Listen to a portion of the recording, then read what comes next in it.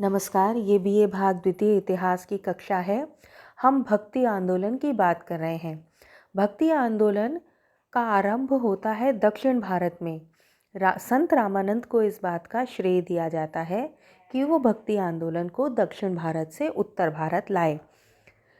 रामानंद ऐसे संत थे जिन्होंने कई नीची जाति के व्यक्तियों को भी अपना शिष्य बनाया। ये बात हम कर चुके हैं। आइए अब इनके एक शिष्य कबीर की बात करते हैं। कबीर बहुत ही प्रख्यात संत भारत के। इनके आरंभिक जीवन के बारे में बहुत सी कथाएं हैं। विश्वस्त सूत्र हमारे पास नहीं है। हम कोई भी डेट, कोई भी तिथि फाइनल नहीं कह सकते इनके जन्म की या मृत्यु की। लगभग हम बात कर सकते हैं कि इनका समय था 15वीं शताब्दी। ये बनारस के रहने वाले थे। ऐसा कहा जाता है कि नीरू नामक जुलाहे ने, जुलाहा यानी जो कपड़ा बुनता है, कपड़ा बनाता है, तो नीरू नामक जुलाहे ने इनको पाल पोस कर बड़ा किया। ये संत रामानंद के शिष्य थे। इन्हें एक क्रांतिकारी संत के रूप में जाना जाता है। बहुत सी सामाजिक कुरीतियों पर इन्होंने कुठाराघात किया है। पंडितवाद, कर्मकांड, इस तरह की बहुत सी बातों पर ये बहुत कड़ाई से, बड़े निर्भीक होकर, बेबाक रूप से अपनी बात रखते हैं। बहुत ही आसान हिंदी में, हिंदी के ये सभी हिंदी की जो सारी भाषाएं थीं, यानी कि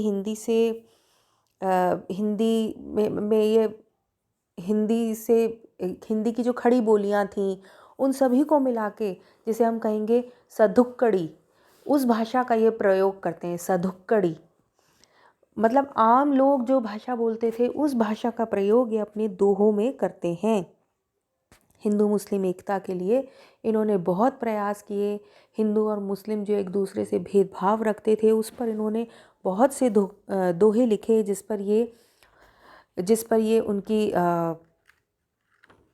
पर ये उनका दोष बताते हैं कि ऐसे व्यक्ति को अलग अलग समझना गलत है। इनके जो शिष्य थे वो हिंदू और मुस्लिम दोनों ही थे। इन्होंने समाज के अंधविश्वासों के खिलाफ भी आवाज़ उठाई। हिंदू धर्म और इस्लाम दोनों में ही जो कमियां थीं, पाखंड था, उसके खिलाफ आवाज़ उठाई। ये चाहते थे हिंदुओं और मुस्लिमों में आपस में प्रेम प्रीति बनी रहे। ये कहते हैं भक्ति और ध्यान से ईश्वर की प्राप्ति की जा सकती है। जो व्यक्ति गृहस्थ आश्रम में रहता है वह भी भक्ति के द्वारा ईश्वर को प्राप्त कर सकता है। यानी गृहस्थ जीवन भक्ति में रुकावट नहीं है। बनारस में इनके शिष्यों ने कबीर पंथ की स्थापना की। इनके प्रमुख शिष्य थे भागोदय। इन्होंने इनके दोहों को एक ग्रंथ में संकलित कर दिया। उस ग्रंथ का नाम है बीजक। भागोदय और उनके अन्य शिष्यों ने उनके गीतों और दोहों का एक और संकलन भी किया, जिसको कहते हैं खास ग्रंथ। अब भारत के एक दूसरे बहुत ही महत्वपूर्ण संत की बात करते हैं, नानक, गुरु नानक। इनका समय बताया जाता है 1469 से 1538। 1469 से 1538। इनका जन्म तलवंडी में हुआ था, जो अब पाकिस्तान में है। तलवंडी को अब ननकाना साहिब कहा जाता है। इनका समय भी 15वीं शताब्दी माना जाता है। इन्होंने जो बातें कही या इनके उपदेश, वो सिखों के 5वें गुरु ने गुरु ग्रंथ साहिब में संकलित करे। गुरु ग्रंथ साहिब जो कि सिखों की धर्म की मुख्य पुस्तक मानी जाती है, गुरु ग्रंथ साहिब। इसमें बहुत से संतों की, गुरु नानक के अलावा अन्य संतों की भी वाणी है। इसमें कबीर के भी दोहे हैं। तो गुरु ग्रंथ साहिब में ना केवल गुरु नानक के उपदेशों को जगह दी गई, बल्कि उस समय के अन्य संतों की, महत्वपूर्ण संतों की वाणी को भी रखा गया। इनके शिष्यों को सिख इसलिए कहा गया क्योंकि पंजाबी में शिष्य को सिख कहा जाता है। इन्होंने सिख संप्रदाय की स्थापना की। यह भी कहते थे कि गृहस्थ जीवन भक्ति में बाधा नहीं है।